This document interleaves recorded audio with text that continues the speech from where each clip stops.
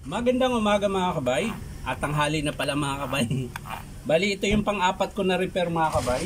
1, 2, 3, 4. Ang model nito mga kabay P5404. Ayan. P5404B. So ito mga kabay, gumagana siya. Pero minsan gumagaralgal siya pag matagal mo nang ginagamit. So maaring sa bearing mga kabay pag ganun. So ayan mga kabay, titesting natin. Minsan naman daw okay naman daw, di siya gumagaralgal.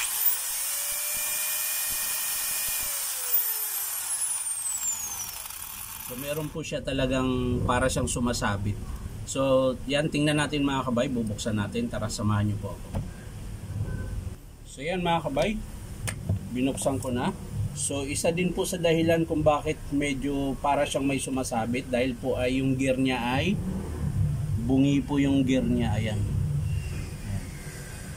Ayan mga kabay, tingnan nyo po. Ayan. Ayan, bungi po yung gear. Ayan. Bali dalawang ngipin po yung bungi. Ayan. Kaya medyo maingay na rin po yung andar niya. Pero check din natin yung carbon niya yung kanyang bearing mga kabay. Problema nito mga kabay, yung gear niyan wala na po tayong makuhanan. So yan mga kabay, original pa po yung armature niya, hindi pa siya na-rewind mga kabay. Yan. Ganda pa. Ayan, sira din po yung bearing sa harap. Ayan, sumasabit. So pati po yung housing niya mga kabay. Ayan, maluwag na. Yung pinakalagayan po ng bearing, medyo may bawas na po, maluwag na po. Pero minsan, ang ginagawa ko niyan, sinasapinan ko lang siya ng coke in can, di ba? Manipis po yun, yung aluminum na yan. Gumugupit lang po ako doon, tapos lalagay dito. Ayan.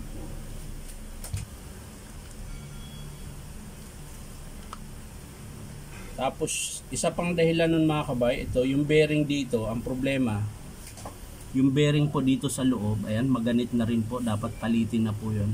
Ang problema niyan, assembly po siya dito sa gear case cover na Black & Decker. Ayan.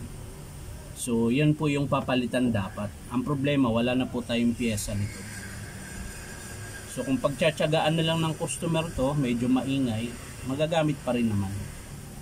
Papalit nga lang siya ng bearing dito. Ayan. Matigas na po yung bearing dito.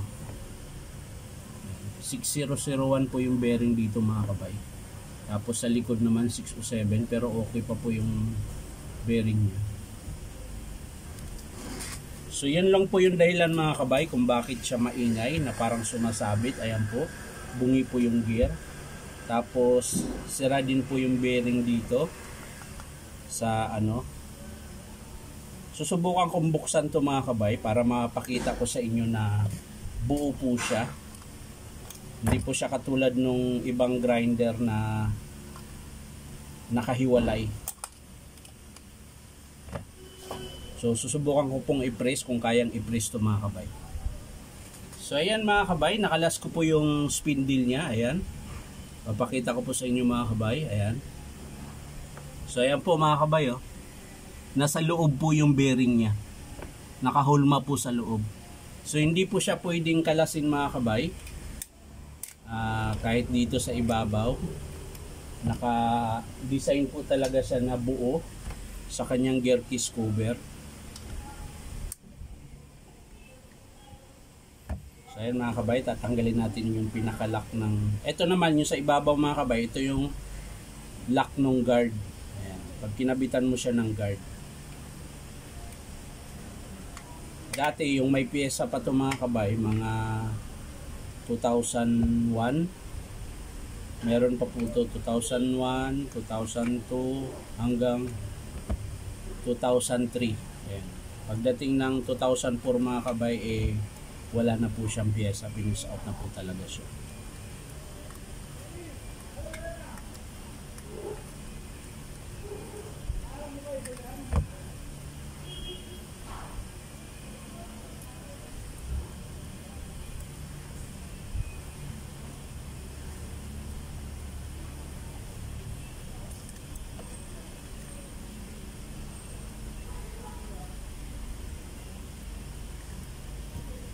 So ayan mga kabay, lagyan natin ng ano para medyo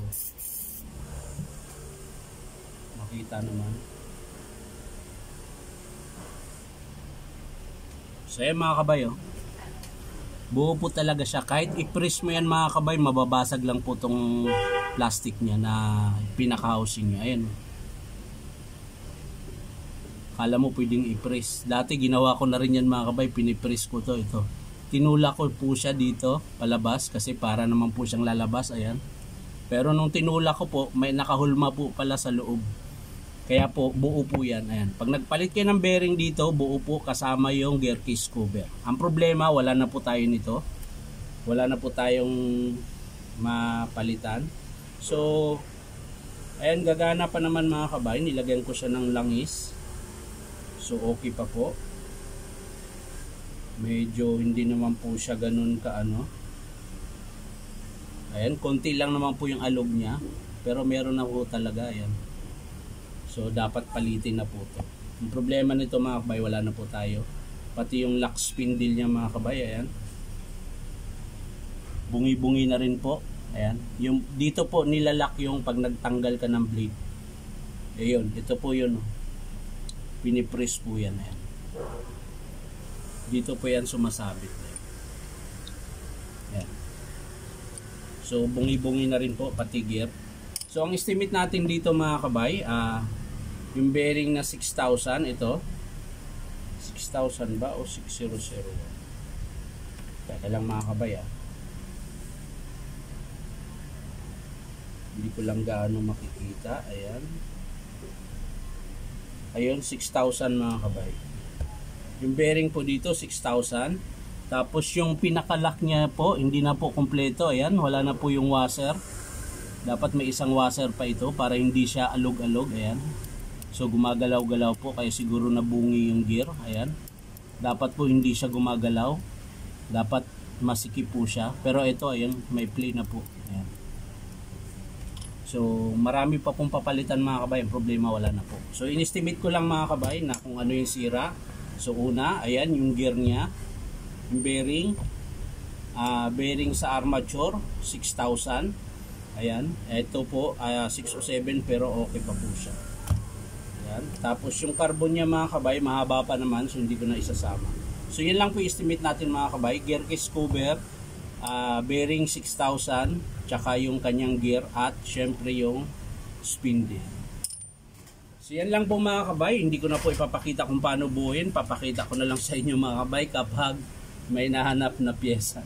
Pero malabo na po mga kabay. So yan lang mga kabay. Maraming salamat sa panonood at palike and share na rin po. At syempre po, subscribe niyo po ito aking YouTube account na Inom Tabay. So maraming salamat mga kabay. Bye bye.